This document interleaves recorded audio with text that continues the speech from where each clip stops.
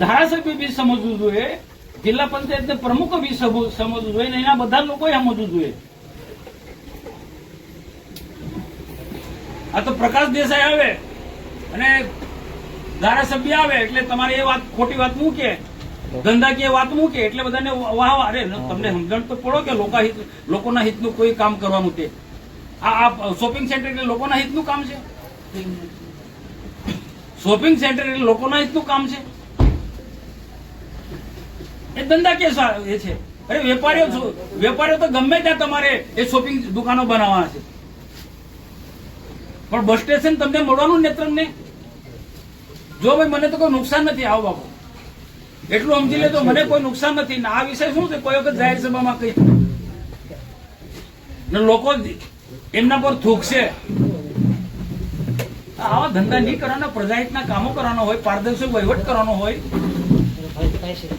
લોકોને ખબર નથી પડતા શોપિંગ ના આપણે બધા સેટિંગ છે, ટકાવારી વાળા બધા ધંધો કરે છે. જે કોંગ્રેસમાં ચાલતું હતું, બીટીપીમાં ચાલતું હતું, એ ભાજપમાં ચાલવા માંગે છે. જે કોંગ્રેસમાં ચાલતું હતું, બીટીપીમાં ચાલતું હતું, આ શોપિંગ સેન્ટરો બનાવી છે, હવે ભાજપમાં બધું ચાલવા થયું છે. આપણે એ ચલાવવાનું છે. મનસુખ વસાવા કોઈ દિવસે નહીં ચલવે.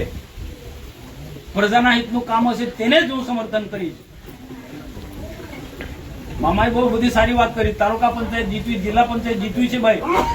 આ બધી જ વાતને બધાએ કામે લાગી જવાનું. નાના મોટા પ્રશ્નો સોલ્વ કરીશું. વિકાસના બધા જ કામો ખેડૂતોથી માંડીને બધી નેત્રંગ તાલુકા આપ્યો છે, કેટલો ઝડપથી વિકાસ થયો છે, થઈ રહ્યો છે. પાર્ટી છે આપણે કેન્દ્રમાં રાજ્યમાં, એના કારણે બધો વિકાસ થયો. આવનારા દિવસોમાં પણ કરવાનો છે. એટલે તાલુકા પંચાયત, જિલ્લા પંચાયત આપણે બનાવવાની છે.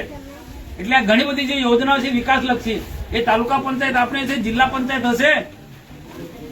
ગુજરાતની અંદર ગામથી લઈને ગાંધીનગર શહેરથી લઈને સચિવાલય સુધી ભ્રષ્ટાચારમાં ગરાડૂબ ભાજપાના કૌભાંડો, એના કારનામા અને લૂંટનો કારોબારથી સમગ્ર ગુજરાત વાકેફ છે. પણ હવે તો ભાજપાના નેતાઓ જ એટલે કે ભાજપાના વરિષ્ઠ સાંસદ અને પૂર્વ કેન્દ્રીય મંત્રી ફરી એક વખત એમના જ પક્ષની પોલમ પોલ કઈ ચાલી રહી છે, કેવી રીતે કાન કૌભાંડ અને કટકી થઈ રહી છે, એનું એક વધુ ઉદાહરણ એમને પ્રજા સમક્ષ મૂક્યું છે. અને એ કાર્યક્રમની અંદર સ્પષ્ટ કે છે, નેત્રંગની અંદર સાંસદશ્રી કહી રહ્યા છે કે કઈ રીતે કમિશન નક્કી થાય છે, કટકી કેવી રીતે લેવાની છે, શોપિંગ સેન્ટર બનશે, એમાં પ્રજાનું ભલું નથી બસ સ્ટેન્ડની જગ્યાએ.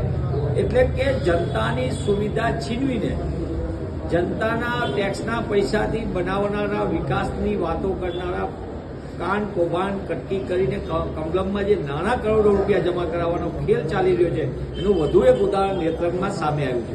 આ દર્શાવે છે, કોંગ્રેસ પક્ષ તો વારંવાર કહ્યું છે, પણ હવે તો ભ્રષ્ટાચાર ગળાડૂબ થઈ ગયો છે એટલી હદે કે સરકારમાં ભ્રષ્ટાચારમાં ગળાડૂબ સરકારના પાપે આજે એમના જ પક્ષના વરિષ્ઠ આગેવાનો કહી રહ્યા છે કે ગુજરાતમાં બે રોકટોક ભ્રષ્ટાચાર અને લૂંટનો કારોબાર ચાલે. ત્યારે કોંગ્રેસ પક્ષ તરીકે હું માંગ કરું છું કે ભાજપાને થોડી પણ શરમ હોય તો તાત્કાલિકપણે આ સમગ્ર કૌભાંડની તપાસ કરાવવામાં આવે.